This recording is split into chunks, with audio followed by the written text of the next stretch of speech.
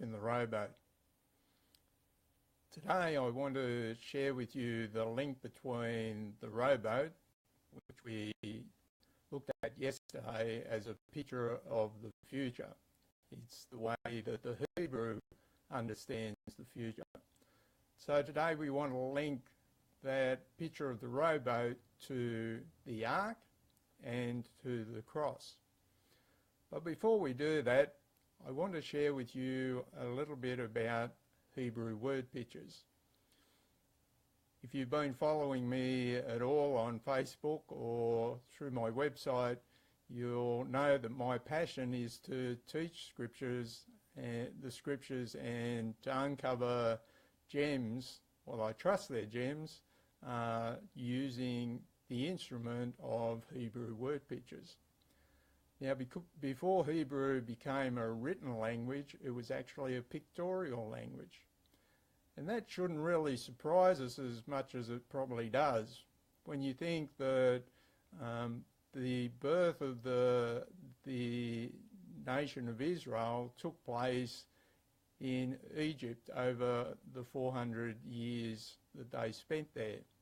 And we're all familiar with the fact that Egypt is well known for its hieroglyphics. And so it shouldn't come as a surprise that initially the Hebrews used word pictures in order to communicate. When Hebrew became a written language, those hieroglyphics, if you like, those pictures were attached to each of the letters of their alphabet. And so now when we come to study a Hebrew word, we can certainly look it up in Strong's and get what we might call the dictionary meaning. But then we can also look at the individual letters and the pictures that have been attached to each of those letters. And if you like, I love the way Shane Willard puts this. He says, then the word becomes like a comic strip, and you can look at the pictures that come together to tell the story of that word. So that's what we're going to utilise today to make this link between the rowboat, or the picture of the future, the Ark and the cross. Okay. So how is the Ark and the future connected? Well, my journey of discovery started with a word study of the word grace. And most of us know that the meaning of grace is unmerited favour. And it's certainly one of the key words in our Christian faith and in our Christian conversation. But few of us realise that the very first mention of grace in Scripture was in reference to Noah. In Genesis 6 and verse 8 we read this, "But Noah found grace in the eyes of the Lord." And it's this particular reference to grace that makes the word picture behind it simply amazing. So let me draw the picture for you. So in Hebrew, the word grace has two letters. It's the Hebrew letter chet, and it has a picture attached to it of a fence. And the second letter is the letter nun, and it has a picture attached to it, and it's the picture of darting fish or abundant life. When we put these two together, what we get is a fence that protects abundant life. Isn't that exactly what the Ark was? It was a big fence that protected all the life that remained on planet Earth.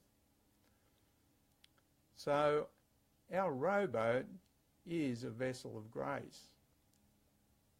If you like, it's a vessel that protects our future. It's also interesting to note that there were 8 human beings that entered the ark. Noah and his family were 8 in number. And in Hebrew, the number 8 stands for new beginnings or future. Let's turn now and look at the connection between the rowboat, our image of the future, and the cross. Interestingly, the word picture behind the ark is the house of the sign. And the obvious question is, the house of the sign of what? Well, let's explore that. We know there's no better example of unmerited favour than what Yeshua did for us on the cross. It's just beyond our comprehension. So I was fascinated to discover that in relation to the building of the ark, God gave Noah what seems to us to be a rather odd instruction. In Genesis 6 verse 14, God said to him, "Make yourself an ark of gopher wood. Make rooms in the ark and cover it inside and outside with pitch." Now, I don't know about you, but I've read that verse so many times in my life, and I've never thought twice about the word pitch. But I was prompted to dig a little bit deeper into that word, and I was blown away to discover that this word pitch and the word atonement share exactly the same root word in Hebrew.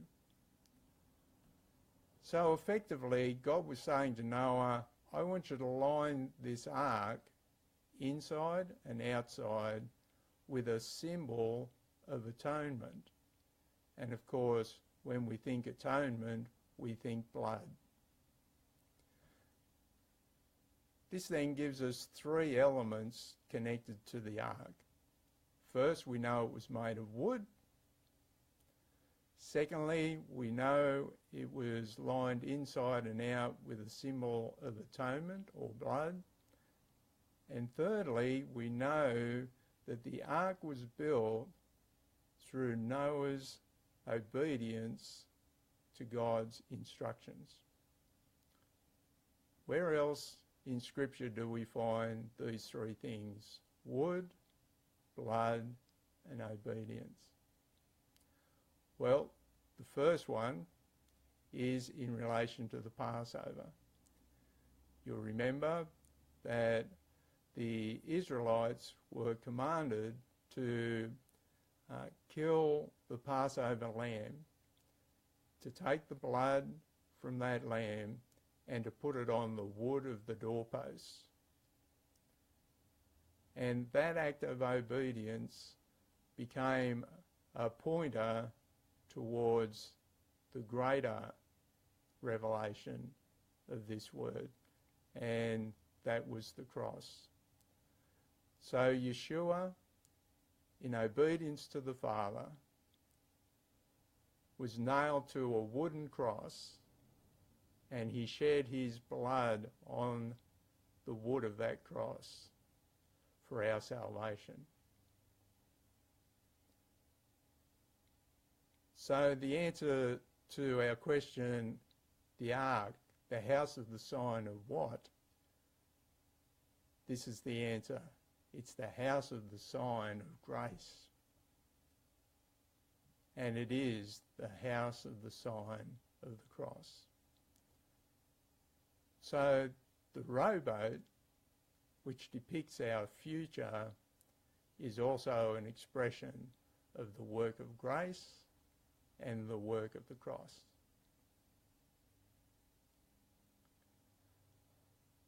I look forward to sharing with you again soon. In the meantime, please feel free to visit my website, www.richardeagle.com, and have a bit of a look around. If you don't want to wait as I slowly unpack these teachings on Facebook Live, you can go to my store and you can get a hold of the 4-part video series in which I've already taught on these concepts that I'm sharing with you. Bless you. See you soon.